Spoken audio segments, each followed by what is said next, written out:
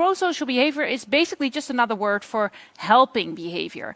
It's any act performed with the goal of benefiting another person. So anything you do to benefit someone else.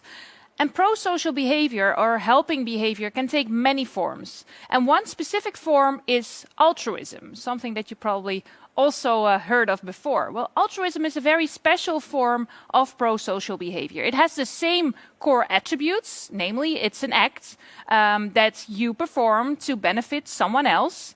But there's two extra layers to altruism. First of all, it's very important that you have no intention to gain anything for yourself. So you do not have an intention to gain any profit for any positive outcome for yourself. Its solely purpose is to help others. So that's one special addition to altruism. And the second one is that you will perform this behavior even if it has costs for you. So even if it's not only not bringing you anything, but it may even involve some costs for you.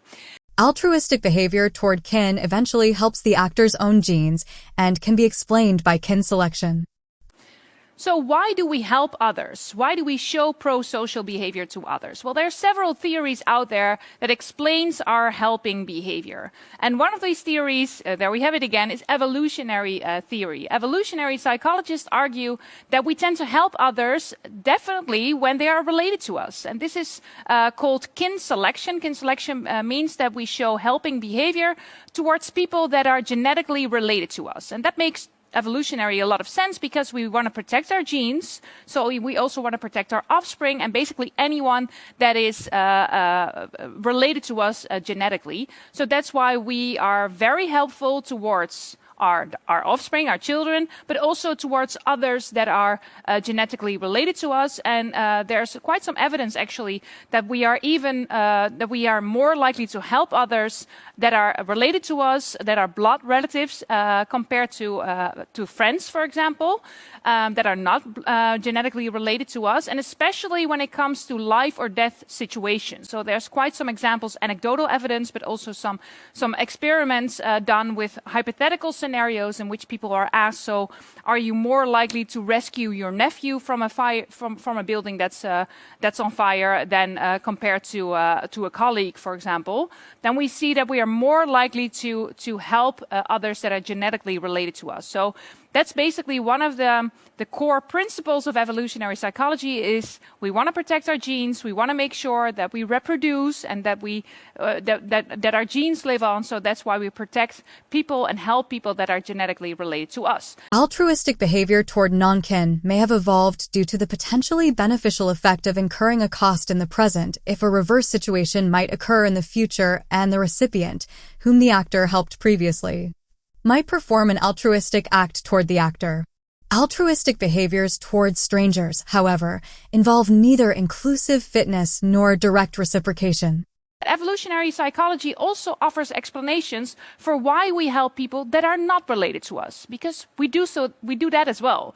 And one of these explanations also offered by evolutionary psychologists is that we help others because we would like to receive help in return. So based on the reciprocity norm. And we already discussed this, that when we show certain behavior towards others, we expect that same behavior in return. And we also oftentimes get that. So let's imagine that a friend of yours asks you, so I'm moving house, can you please help me move some boxes and move some furniture? This might not be something that you ideally would like to do on a Saturday morning, but you think to yourself, well, of course, it's very nice to help a friend, but also maybe in the back of your mind, you're thinking to yourself, well, I actually also have to move houses in half a year or so then I can rely on that friend to help me because I also offered help beforehand. So the reciprocity norm is actually one of the reasons that also evolutionary psychologists argue that we help others so we can get help back. Indirect reciprocity and competitive altruism theories propose that the actors benefit in the long term by purchasing increased cooperation from others when they pay for altruistic behavior. That is, altruistic behavior towards strangers is a form of investment. On the bigger scale, so if you zoom out a bit, we know that groups of people that are helpful towards each other have a higher chance of surviving over a long time. So people that are very selfish and don't offer help to others, they actually have a higher tendency to become extinct, and that group has a lower chance of surviving. So even though helping is sometimes costly to the self, on the long run, it's oftentimes good for the group. Building a good reputation plays an important role in the evolution of reciprocal altruism through indirect reciprocity.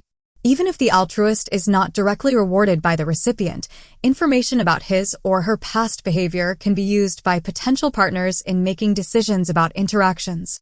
And according to the social exchange theory, basically what we decide to do stems from sort of a weighing scale from benefits and costs. And what we decide to do is sort of the outcome of what offers us the most benefits.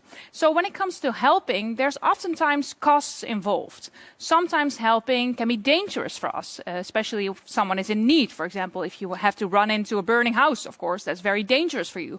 It might actually be painful or uncomfortable for you to help. And at the very least, it will likely cost you time. So there are some costs involved in helping. And if the costs are too big, we will, according to the social exchange theory, decide not to help. But also helping has a lot of benefits as well, and that's also recognized by the social exchange theory. For example, there's oftentimes rewards when it comes to helping that are linked to our image. Helping is also a social norm. So we receive social rewards when others see us helping people. So if a person sees you offering help to a person in need, we will definitely get praised. So you will get applause, you will get likes on social media if you talk about it, and you might even receive a bonus, or it might even offer some possibilities when it comes to your career or other opportunities. So offering help, and that's something we all know, it's good for our self-image. These explanations suggest that the personality traits affecting individual differences in altruism may differ according to the relationship between actors and recipients. So offering help, and that's something we all know, it's good for our self-image. It's actually also good for how we feel. So it gives us a good feeling if we help others. And that's actually also the third explanation, that helping helps us regulate our emotions and our moods. There's actually two different courses how our mood affects our choice to help others. So when we are in a good mood, we tend to help others more. This is also great because if you offer help, your good mood maintains. So it helps you to maintain your positive mood that you're already in. On the other hand, though, being in a negative mood might also induce helping behavior. And that is because offering help can increase your mood, can lighten up your mood. So, and this is actually an explanation that sounds like the complete opposite, but it works in that sense as well. Feel bad, do good. So that means that if you're in a bad mood, offering help can be a way of getting in a more positive mood. Especially if you have a bad mood because you have lingering feelings of guilt. You feel guilty towards a person, for example. If you then help that person, that can sort of be a perfect way of restoring that guilty feelings and feeling better again. So overall, helping is good for our moods.